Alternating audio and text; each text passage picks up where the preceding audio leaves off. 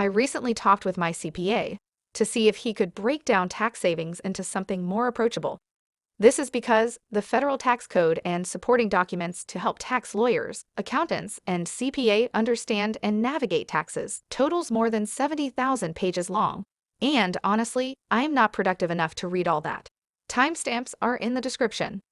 Here are main ways for entrepreneurs to save on their taxes, and the last three are far superior to the others. 1. Lower your tax rate. You can actually lower the rate at which you are taxed.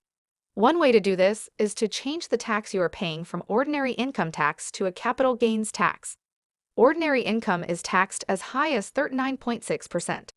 The capital gains tax can be as low as 0%, but is typically 15%, 20% for most individuals. So you'll save big if a CPA can help you transfer some of your income to capital gains. There are many other ways to lower your tax rate as well. For example, some business owners have elderly parents who live with them. If you're supporting your parents, you can hire them to work for you. Because they are likely in a lower tax bracket, the income comes into the family at a lower tax rate. You can do the same with kids. Your kids can work for you and earn up to $6,000 per year without owing any income tax, and that money can go straight to their college savings account. Some investment vehicles are taxed more favorably than others, too. For example, the growth inside of a life insurance policy is never taxed. Real estate is another popular investment with favorable tax advantages. 2. Defer taxes. One of the easiest and most common ways to save on taxes, allegedly, is to defer taxes. I say allegedly because the taxes must still be paid just at a later date. Deferred tax savings are where you get a deduction now and you pay tax later, hoping that you are at a lower tax bracket. The classic example is the 401k, and it's true. Every dollar that you put into a 401k or IRA is deducted from your taxable income, or more accurately, you have allocated the money to a savings vehicle pre-tax. The hope is that when you withdraw the money in retirement, you'll be in a lower tax bracket. But that thinking does not work for entrepreneurs. If your business is successful in the long term, you'll be in a higher tax bracket, not a lower one.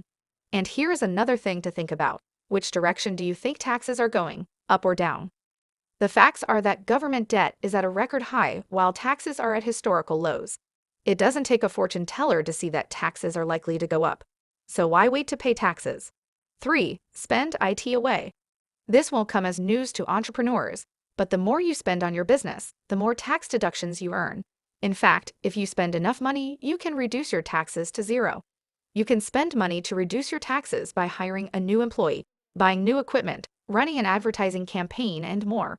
But you don't want to let the tax tail wag the dog. Spending $1 to save 30 or 40 cents in tax is never a smart move. So, if the expense does not make your business more profitable, then it is not a smart way to save tax. 4. Connect personal spending to your business. Because business expenses are deductible, entrepreneurs have an advantage over other taxpayers. They can find tax deductions where others cannot in their personal expenses.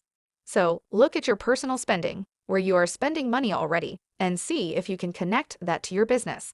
So, we are not spending new dollars, we are recharacterizing existing spending in a more tax-advantaged way. The most classic example is the home office. You are already spending money on your home, but if you can build a case and document that a portion of your home is used for business, then a personal expense becomes a business expense.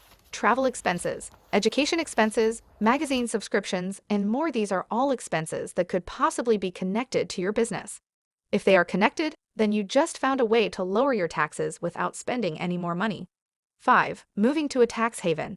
Did you know that although Apple was founded in America and most of its offices, employees, and shareholders are in America, its main headquarters are in Ireland? This is because they have structured it that way.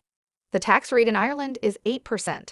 So, all profit Apple makes on its international sales, all that profit is channeled to Ireland, where they have to pay a tax rate 0.8% compares to America's tax rate of more than 30%. This saves them around $30 billion a year, which could have otherwise gone to taxes.